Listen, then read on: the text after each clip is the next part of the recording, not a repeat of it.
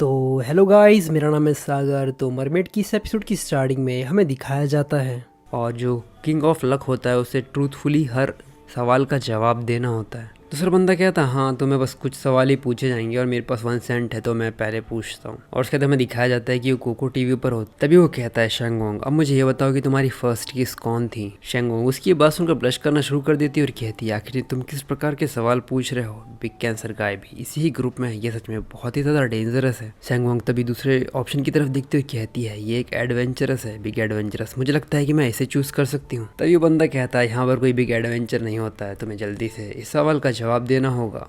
शेंगोंग जब ये सवाल पूछती है वो काफ़ी ज़्यादा शर्माने लगती है, लेकिन तभी वो कहती है मेरी फर्स्ट किस मेरे टीनेज ईयर में हुई थी। जैसे ही वो दोनों ये बात सुनते वो शॉक हो जाते हैं और जैसे ही वो ये बात सुनते हैं वो कहते हैं क्या, बहुत ज़्यादा भड़क जाती है और कहती है क्या, तो मतलब तुमने उस फर्स्ट पर्सन को किस किया था, वो ब्रदर जुनजिन नहीं थे। हमें बताओ कि किस लड़के ने तुम्हारी फर्स्ट किस को चुराया था, किस बंदे ने हमारी सिस्टर इन लॉ की फर्स्ट किस को चुराया था। हमारी फॉर्मर गैंग उसे जाकर ख़त्म ही कर देगी। तभी वो दूसरा सवाल पूछती और कहती है तो हमें ये बताओ कि आखिर वो यंग मैन था कौन, क्या वो हमारे ब्रदर के जितना हैंडसम और रिच है, क्या उसका फैमिली बैकग्राउंड बिल्कुल हमारे ब्रदर जुनजिन जैसा है या फिर उनसे भी बेहतर, या फिर वो दिखने में अच्छे हैं या फिर कुछ और, हमें बताओ उसके बारे में। शेंगोंग कहती है ये कुछ ज़्यादा ही क्वेश्चंस हो रहे हैं, क्या ये तुम्हारा सेकंड क्वेश्चन है। वो कहती है हाँ हमारा सेकंड क्वेश्चन है, हमें उसका बैकग्राउंड इंट्रो। और वो कहती है तुम्हें चिंता करने की कोई भी ज़रूरत नहीं है, ब्रदर जुनजिन अभी इस स्क्रीन की तरफ नहीं देख रहे हैं, वो उन्होंने अपने फ़ोन को भी अभी तक नहीं उठाया, तो वो अपनी चैट हिस्ट्री बिल्कुल भी नहीं देखने वाले हैं।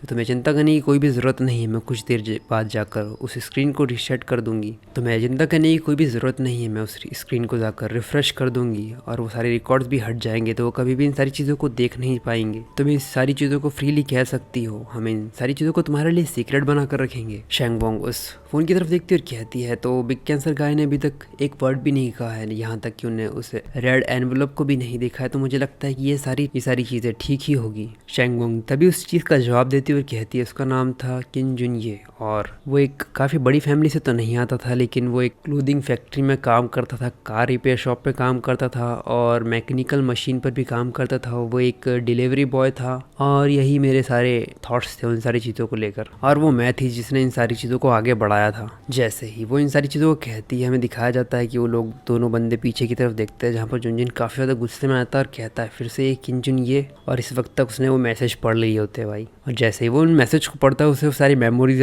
और जैसे ही वो उन मैसेज को पढ़ता है उसे वो मेमोरीज याद आना शुरू हो जाती है। और उसके बाद हमें दिखाया जाता है कि तो ये एपिसोड यहीं तक। अगर आपको ये एपिसोड पसंद आया हो तो प्लीज़ लाइक और कमेंट करके ज़रूर बताना कि आपको ये एपिसोड कैसा लगा, और अगर आप चाहते हो कि मैं इसी प्रकार की और भी बढ़िया बढ़िया एक्सप्लेनेशन लाऊं तो चैनल को सब्सक्राइब करना मत भूलना।